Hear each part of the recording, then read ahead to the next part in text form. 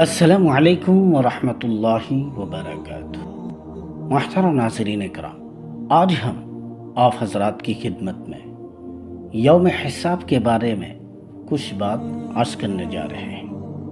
محترم ناظرین، رسول اللہ صلی اللہ علیہ وسلم فرماتے ہیں، قیامت کے دن لوگوں کو 3 بار پیش ہونا پڑے گا۔ پہلی 2 پیشیوں میں جدال اور معذرتیں ہوگی۔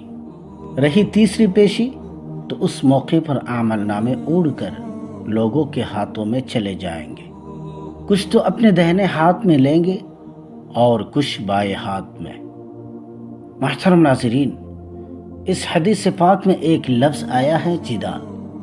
اس کا مطلب یہ ہے کہ وہ بولیں گے کہ آپ کے پیغمبر ہمارے پاس پہنچے ہی نہیں تھے، ہمیں کیسے معلوم ہوتا کہ آپ کس بات سے خوش ہوتے ہیں اور کس بات سے ناراض۔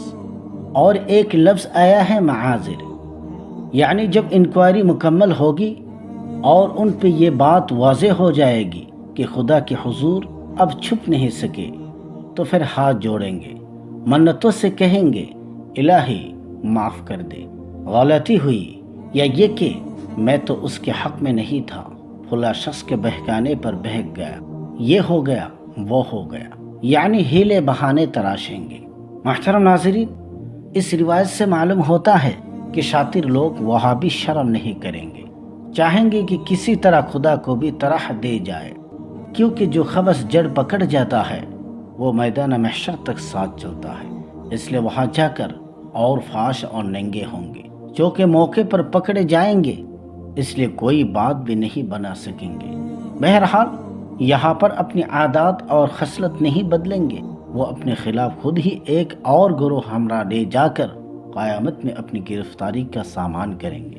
سوچ لیجئے آج آپ کہاں کھڑے ہیں اور آپ کے شب و روز کیسے ہیں اور کل ان کا انجام کیا ہوگا۔ حضرت عائشہ رضی اللہ تعالی عنہا سے روایت ہے کہ رسول اللہ صلی اللہ علیہ وسلم کا ارشاد ہے، 3 جگہ پر کوئی کسی کو یاد نہیں کرے گا جب ترازو راست کی جائے گی، یہاں تک کہ اس سے معلوم ہو جائے کہ ترازو ہلکی رہی یا بھاری۔ دوسری، جب اعمال نامے ملیں گے اور ان سے کہا جائے گا اپنا اعمال نامہ پڑھیے، یہاں تک کہ وہ جا پڑے ان کے دہنے ہاتھ میں یا پشت کی طرف سے بائیں ہاتھ۔ اور تیسرا، اس وقت جب پل صراط کو جہنم پر لگایا جائے گا۔ یعنی باز پرس اور احتساب کی ان مرحلوں میں کوئی یار کام آئے گا، نہ رشتہ دار، کوئی وکیل ملے گا اور نہ کوئی مددگار، بس جس کے سر پر پڑے گی وہی بھگتے گا۔ روئے گا تو کوئی آنسو پوچھنے والا بھی دکھائی نہیں دے گا، تڑپے گا تو کوئی بھی دلاسا نہیں دے گا۔ باقی رہی شفاعت، سو وہ بھی خدا ہی فیصلہ کرے گا کہ اس کی کہاں گنجائش ہے اور کہاں نہیں۔ حضرت ابو ہریرہ رضی اللہ تعالی عنہ سے روایت ہے کہ رسول اللہ صلی اللہ علیہ وسلم نے ارشاد فرمایا، قیامت میں حقداروں کے حق بہرحال ادا کی جائیں گے، یہاں تک کہ بے سنگ بکری کا سنگ والی بکری سے قصاص لیا جائے گا۔ بے خبر جانور سے متعلق بھی کچھ حقوق ہوں گے تو وہ رائگاں نہیں جائیں گے۔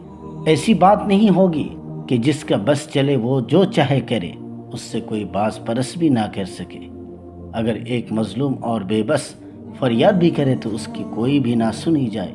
دیکھیے، بکری ایک بے زبان، بے ہوش اور غیر مکلف جانور ہے، لیکن اس کے دوش پر کسی کو حقوق کا بوجھ ہے تو اسے بھی یوں ہی نہیں جانے دیا جائے گا، کیونکہ اس میں ایک حد تک احساس ذات تو ہے ہی، اور اس کے لیے سب کچھ کر گزرنے کا داعیہ بھی، بس اسی حد تک اس سے انتقام بھی لیا جائے گا جیسے دنیا میں ہوتا ہے۔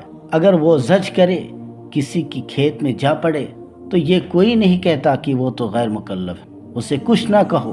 الغرض آخرت ایک ایسا یوم حساب ہے کہ جہاں ذرہ ذرہ کا حساب ہوگا، اور ہر شخص اپنی آنکھوں سے رائے برابر نیکی اور بدی کے اثرات کا مشاہدہ کر سکے گا۔